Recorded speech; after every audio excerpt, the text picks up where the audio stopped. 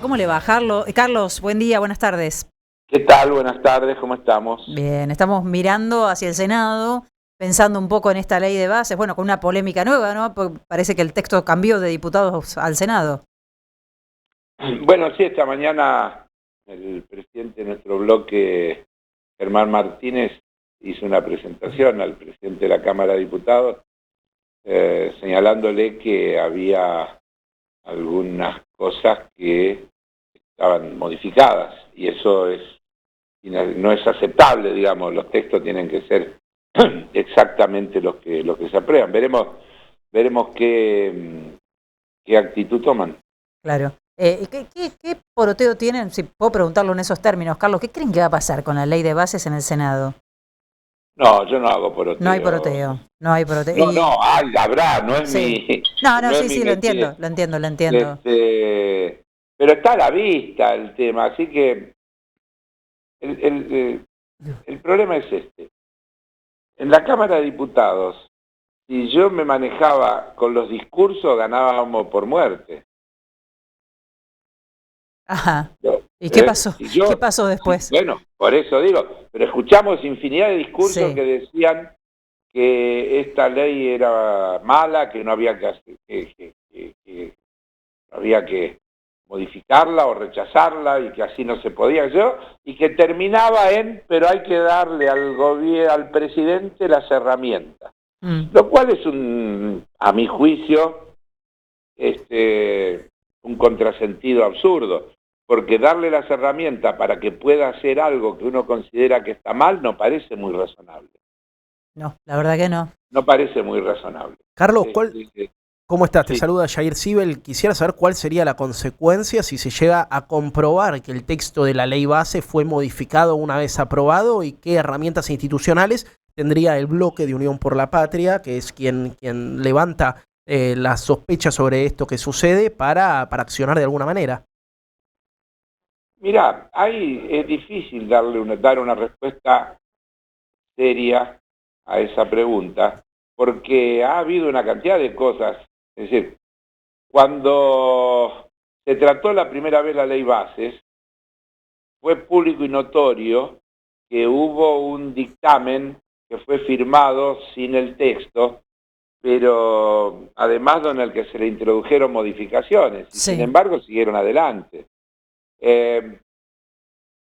Hay yo creo que tiene que ver con una cuestión que es de fondo, que es la subestimación que esta fuerza política hace del Parlamento.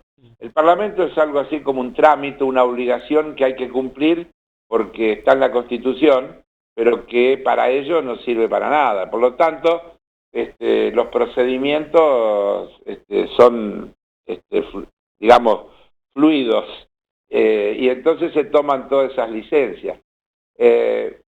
Yo no sé qué puede pasar, porque si el presidente de la Cámara de Diputados actúa como tendría que actuar, tendría que pedir que le devuelvan el proyecto, corregirlo y mandarlo bien. Claro, claro. Eso es lo que el sentido común indica.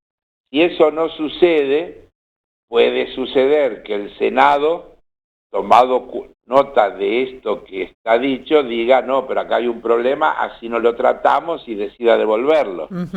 O puede ser que ninguna de esas cosas pasen, y entonces lo que te queda es la judicialización, tema al que nosotros hasta ahora no nos hemos manifestado proclive, porque también el tema de judicializar las cuestiones de la política y del Parlamento, también hay que pensarlo muy bien hasta dónde es razonable, ¿no? Sobre todo cuando hay un poder judicial del que tenemos una opinión formada. Sí, sí, claro. Porque si estuviéramos frente a un poder judicial que consideramos imparcial, autónomo, equidistante, etcétera, podríamos decir, bueno, tenemos una controversia que lo decida un tercer poder. Pero ese tercer poder en las controversias, esto es como mandarle al CIADI las controversias que puede haber entre la Argentina y una empresa multinacional. sabés antes de empezar cómo termina. Claro, claro. ¿Qué resolución van a, para qué lado van a patear la pelota? Claro, así que... Carlos, sí, me había olvidado del papelón del bochorno de lo que fue el dictamen, porque hoy hablábamos de cómo se naturalizan las irregularidades en este gobierno, ¿no? El accionar todo el tiempo irregular.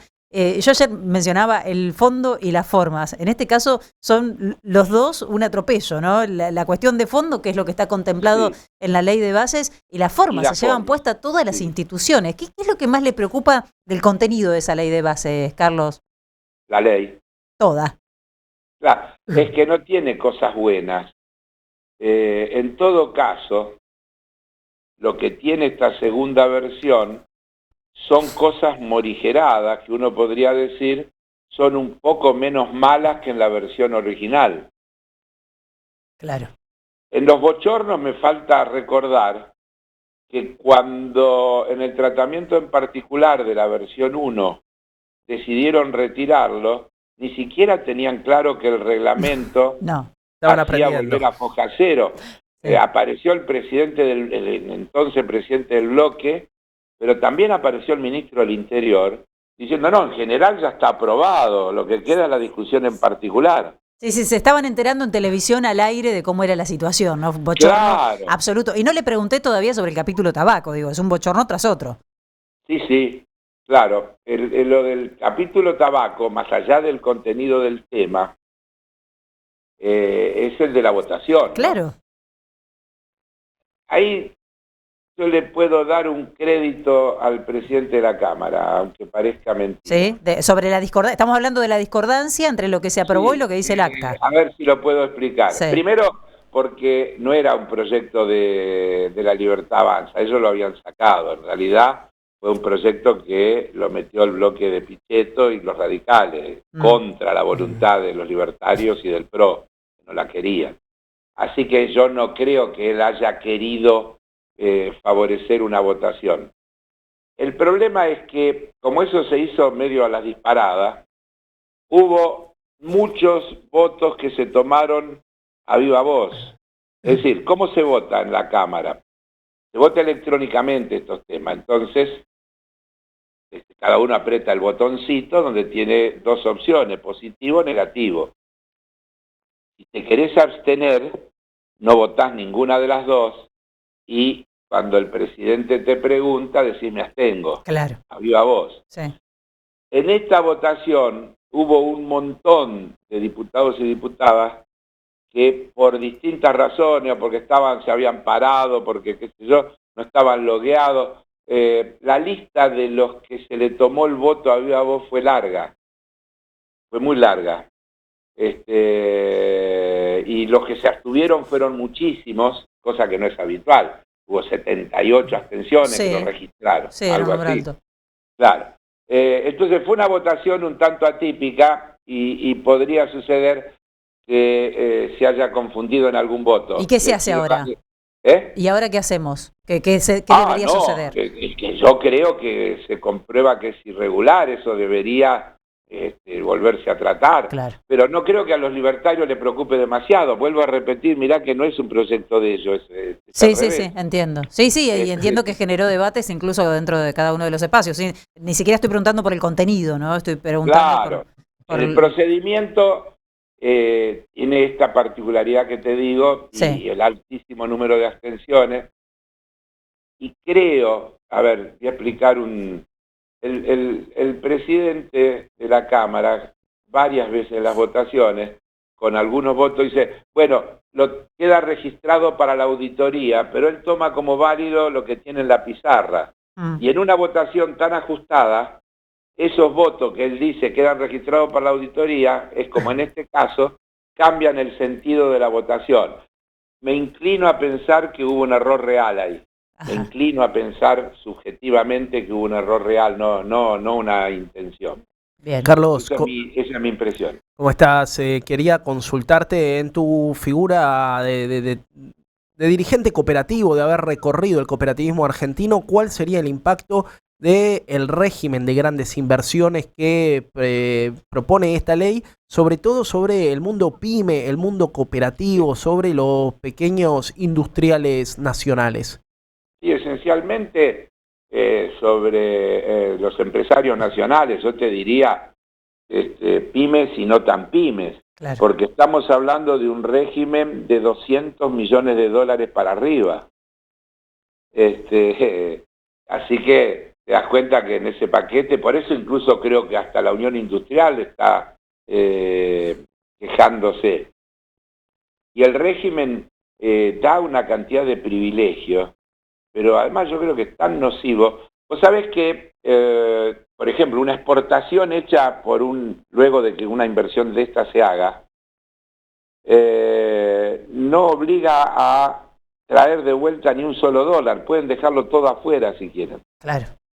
Tienen régimen reducido de impuestos, tienen una cantidad de ventajas competitivas contra el resto que va a ser devastador para el empresariado nacional en general. Esto es para unos poquitos, esto es para los amigos del presidente, para los que vienen a hacer las inversiones en minería, en alguna de esas cosas por el estilo y no mucho más. Nadie va a venir a poner una fábrica de zapatillas en la Argentina, para el mercado interno. El saqueo de los recursos naturales, ¿no? Más que nada lo que se está. Claro, y explotación primaria en general, sí.